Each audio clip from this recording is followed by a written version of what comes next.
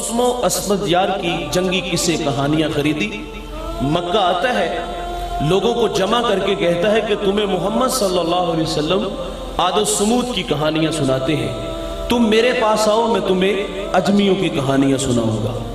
اس نے ایک یہ چال چلی کہ یہ لوگوں کو قصے کہانیاں سناتا، اور دوسری اس کی چال یہ تھی کہ اس کے پاس حسن کی پری پیکر باندیاں تھی، چٹی چمڑی والی جوان لڑکیاں تھیں جن کا ناچ گانا لوگوں کو سناتا دکھاتا۔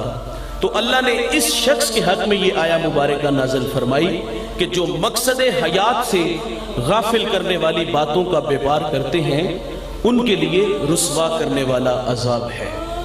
لہو الحدیث کی تشریح میں علماء تفسیر بیان کرتے ہیں، اور بڑے بڑے معتبر نام ہیں مفسر قرآن حضرت عبداللہ ابن عباس، حضرت عبداللہ ابن مسعود، اکابر تابعین میں حضرت سعید بن جبیر، حضرت مکحول، مجاہد، قتادہ، حسن بصری۔ آپ فرماتے ہیں کہ لہو الحدیث سے مراد گانا بجانا اور موسیقی مراد ہے۔ نظر بن حارث کا کام کیا تھا؟ قصے کہانیاں اور ناچ گانا، اور فرمایا جو اس طرح کے کام کرتے ہیں ان کے لیے رسوا کرنے والا عذاب ہے۔ اس کا ہمارے اوپر حملہ کب ہوا؟ یہ خلافت راشدہ کے دور کے اختتام پر یہ ہمارے اوپر موسیقی حملہ آور ہوئی تھی، تاہم اس وقت تو ملت اسلامیہ کا نظام دفاع مضبوط تھا، تو اس نے آبادی کے انتہائی قلیل حصے کو متاثر کیا۔ آج 14 صدیاں بیت گئیں اور ملت اسلامیہ کا نظام دفاع کمزور ہوا، اور یہ موسیقی ہمارے جسموں میں سرایت کر گئی۔ کل تک جو روح کی سزا تھی آج وہ روح کی غذا ہے۔ بقول اقبال کے وہ کہتے ہیں کہ تھا جو نہ خوب با تدریج وہی خوب ہوا، کہ غلامی میں بدل جاتا ہے قوموں کا ضمیر۔ کل تک جو روح کی سزا تھی آج وہ روح کی غذا ہے۔ گانا گانے والے اللہ کا فضل بھی کہتے ہیں، بچپن کا شوق بھی بولتے ہیں، سننے والے اس کو روح کی غذا کہتے ہیں۔ نہ گانا گانے والے نے غلط کہا، نہ سننے والوں نے گناہ جانا۔ میرے کریم آقا صلی اللہ علیہ وسلم فرماتے ہیں کہ میں محمد تو آلات موسیقی کو توڑنے آیا ہوں، اور فرمایا جو باندیوں سے گانے سنے گا اللہ قیامت کے دن ان کے کانوں میں سیسا پگھلا کے ڈالے گا۔ اما عائشہ سے روایت ہے، میرے کریم آقا صلی اللہ علیہ وسلم فرماتے ہیں کہ جو اس حال میں مرا کہ وہ گانے سن رہا تھا، فرمایا مر جائے تو اس کا جنازہ بھی نہ پڑھو۔ تقریباً آج سے 8 سال پہلے کی کہانی ہے۔ یکم رمضان ہے، نماز فجر کا وقت ہے، پہلی رکعت کا پہلا سجدہ ہے، پیشانی اللہ کے حضور جھکی ہوئی ہے، اور وہ عالم، وہ حافظ، وہ قاری سبحان ربی الاعلیٰ کے نغمے آلام رہا ہے۔ اللہ نے فرشتے کو بھیج دیا، جاؤ اس عالم کی روح کف سینسری سے کھینچ لاؤ، اور کھینچ کے لے گیا۔ اس نے داعی اجل کو لبیک حالت سجدہ میں کہا، قیامت کے دن جب اٹھے گا تو اس کے لبوں پر سبحان ربی الاعلیٰ کے نغمے ہوں گے، باجوں گاجوں اور ناچ گانے والیوں کا شور اور ہنگامہ ہوگا۔ یخسف اللہ بہم الارض، فرمایا اللہ انہیں زمین میں دنسا دے گا۔ وَيَجْعَلُ مِنْهُمُ الْقِرَدَةَ وَالْخَنَازِيرَ، اللہ بعض کو خنزیر اور بندر بنا دے گا۔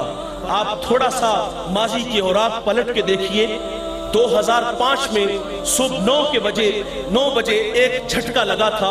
وہ جھٹکے یہاں بھی محسوس کیے گئے اور شمالی علاقہ جات میں بھی محسوس کیے گئے، لیکن وہاں جھٹکا زوردار تھا، اور اس جھٹکے نے مانسیرا سے ضلع باغ تک 1 لاکھ انسانوں کی ہڈیاں توڑ دی تھی۔ کتنے سہاگ اجڑے، بچے یتیم ہوئے، ارمان کچلے گئے، اور کتنے لوگ تھے جو سخاوت کے دیوتا تھے، لوگوں نے صبح کے اجالا میں دیکھا کہ ہاتھوں میں کشکول لیے وہ بھی بھیک مانگ رہے تھے۔ اچھا جب یہ زلزلہ آیا تھا نا، جھٹکا لگا تھا، تو خیال یہ تھا کہ صبح مسجدیں جو ہے وہ بھر جائیں گی، پیشانیوں میں سجدوں کا نور آئے گا، آنکھوں پر حیا کے پہرے بیٹھیں گے، کانوں میں قرآن کے نغمے آئیں گے۔ لیکن صبح ہوئی تو مسجد میں وہی 1.5 صف نظر آئی، اور پھر ہم نے چوکوں پہ، چائے کے کھوکھے پر اور جگہ جگہ پہ یہ تبصرے سنے۔ ہم لوگوں نے کہا وہ بڑے بدکار لوگ تھے، پہاڑوں میں رہنے والے لوگوں کے اخلاق اچھے نہیں تھے، وہ فساد کے کھوکھلے دانے پہ کھڑے تھے، وہ چلتے اکڑ اکڑ کے، بولتے بگڑ بگڑ کے، مستی ہی مستی، نشہ ہی نشہ ان کا تیور تھا۔ اللہ کا منادی 5 وقت حی علی الصلاۃ کی صدائیں دیتا تھا، ان کے کان پہ جو تک نہیں رینگتی تھی، واعظ نصیحت کرتا تھا، وہ غفلت کی پٹی نہیں اتارتے تھے۔ اللہ ناراض ہوا اور انہیں کھینچ کے زمین زمین میں لے گیا ان کے رویوں کی وجہ سے۔ ایک صحابی حضور سے عرض کرتے ہیں کریمہ کا قیامت کب آئے گی؟ فرمایا جب مائیں ذلیل ہو جائیں گی تو قیامت آ جائے گی۔ خاتون کا چہرہ اترا ہوا دیکھا تو میں نے کہا بہن خیریت؟ جب بہن کہا تو پھونٹ پھونٹ کے رونے لگی اور مجھے کہتی کہ آج بیٹے نے منہ پہ تھپڑ مارا ہے۔ میرے منہ سے کچھ ایسے کلمات نکلے تو میرے منہ پہ اس نے ہاتھ رکھ دیا، کہا میرے بیٹے کے لیے ایسی بات تو نہ کرو۔ اور ماں باپ اتنی محبت اولاد سے کرتے ہیں۔ فرمایا یہ جب مائیں ذلیل ہوں گی تو قیامت آ جائے گی۔ فرمایا یہ دوست کو دیکھ کر باہیں پھیلائیں گے، باپ کو دیکھ کر رستہ بدل لیں گے۔ آقا فرماتے رضا اللہ فی رضا الوالدین وسخط اللہ فی سخط الوالدین۔ اللہ کی رضا والدین کی رضا میں ہے، اللہ کی ناراضگی والدین کی ناراضگی میں ہے۔ جس نے ماں باپ کو راضی رکھا جوانوں اس نے اللہ کو راضی کیا، جس نے ماں باپ کو ناراض کیا جان جاؤ کہ اس نے اپنے رب کو ناراض کر لیا۔ میرے قبلہ فرماتے نشان لگاؤ اس بیٹے پہ جو فرما بردار ہے اور اس بیٹے پہ بھی نشان لگا لو جو نافرمان ہے۔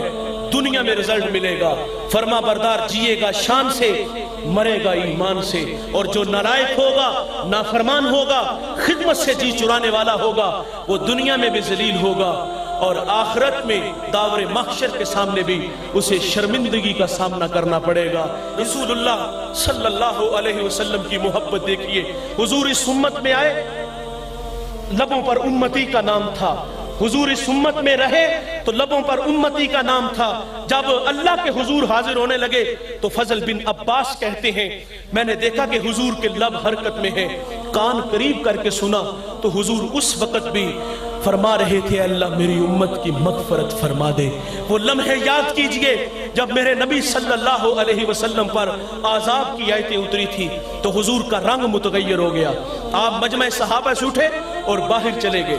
صحابہ سمجھے شاید حضور کسی حاجت کے لیے گئے ہیں، تھوڑی دیر انتظار کیا، تشریف نہ لائے تو تلاش کرنا شروع کر دیا۔ ایک دن، دو دن، حتیٰ کہ تیسرے دن کا سویرا بھی طلوع ہو گیا۔ تیسرا دن ہوا، صحابہ جنگل میں چلے گئے۔ میں نے اس جنگل کی زیارت کی ہے، اب وہاں گھر بن گئے۔ صحابہ جنگل میں گئے، وہاں ایک چرواہا دیکھا اور اس سے کہتے کہ یار تو نے اس نام کا کوئی شخص تو نہیں دیکھا؟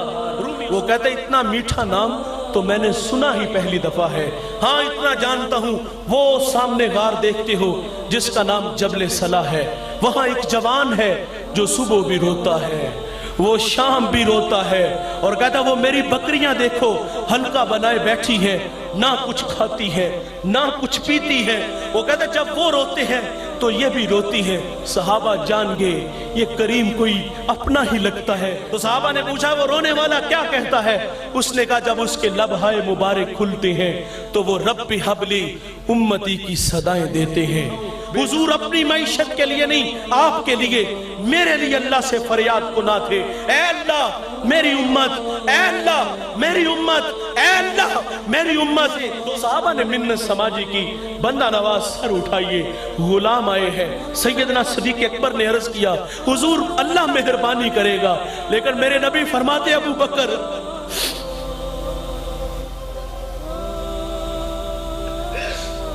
فرمایا مجھے امت کی محبت رلا رہی ہے۔ پھر سیدہ فاطمہ رضی اللہ تعالی عنہ کو خبر ملی، آپ مدینے کی عورتوں کو لے کے اس غار کی طرف بڑھتی ہیں، اور راوی لکھتا ہے کہ سیدہ کے تن پہ جو ردا تھی اس پہ 14 پیوند لگے ہوئے تھے۔ آپ اندر داخل ہوئی، اپنے بابا کی پیشانی سجدے میں دیکھی تو سیدہ روتی ہے، کہتی ابو بیٹی آئی ہے، جگر کا ٹکڑا آیا ہے، فَأَجْلَسَهَا فِي مَجْلَسِهِ، جس کے لیے مسند بچھا دیتے تھے، فاطمہ آئی ہے۔ حضور بیٹی سے بھی فرماتے ہیں فاطمہ مجھے امت کی محبت رلا رہی ہے۔ سنو دوستو، جب حضور نے سجدے سے سر نہ اٹھایا تو پھر سیدہ اپنے اللہ سے عرض کرتی ہیں مالک میں نے سنا ہے جب فقیروں اور درویشوں کی دعائیں مستجاب نہیں ہوتی تو وہ سروں سے پگڑیاں اتار کے اے اللہ تجھ سے بھیک مانگتے ہیں، پھر تجھے اپنے بندوں پہ رحم آ جاتا ہے۔ عرض کیا مالک آج تیرے نبی کی بیٹی فاطمہ جس پر تو نے تطہیر کی آیتوں کو نازل کیا ہے، میں سر سے دوپٹہ اتار کے اپنے بابا کی امت کے لیے تجھ سے بھیک مانگتی ہوں۔ سیدہ کا ہاتھ ردا کی طرح بڑھا، دوستو کوہرام مچ گیا، بادلوں کی اوٹ میں سورج نے منہ چھپا لیا، ایسے لگا کہ قیامت آ گئی۔ رومی کہتے پھر ایک صدا اٹھی، پس ندا آمد زے جسداں قائے رسول، من دعائے فاطمہ کردم قبول، گھر طلب کر دی زمین و آسماں، جملہ بخش دے مجھ در یک زماں۔ فرمایا جبریل دیر نہ کرو جلدی جاؤ، میرے محبوب کی چوکھٹ پہ حاضر ہو جاؤ، اور ان سے کہو کہ سجدے سے سر اٹھا لے، ہم نے فاطمہ کی دعا کو قبول کر لیا ہے۔ آج کی اس بزم میں میں اور آپ عزم کریں کہ آج کے بعد ہم گانا نہیں سنیں گے، یہ اللہ سے وعدہ کرنا ہے۔ میں بھی آپ کے ساتھ شامل ہو جاتا ہوں، انسان کی فطرت میں بھول جانا ہے۔ آج کے بعد ہم گانا نہیں سنیں گے، سنیں گے قرآن سنیں گے یا نبی کا فرمان سنیں گے۔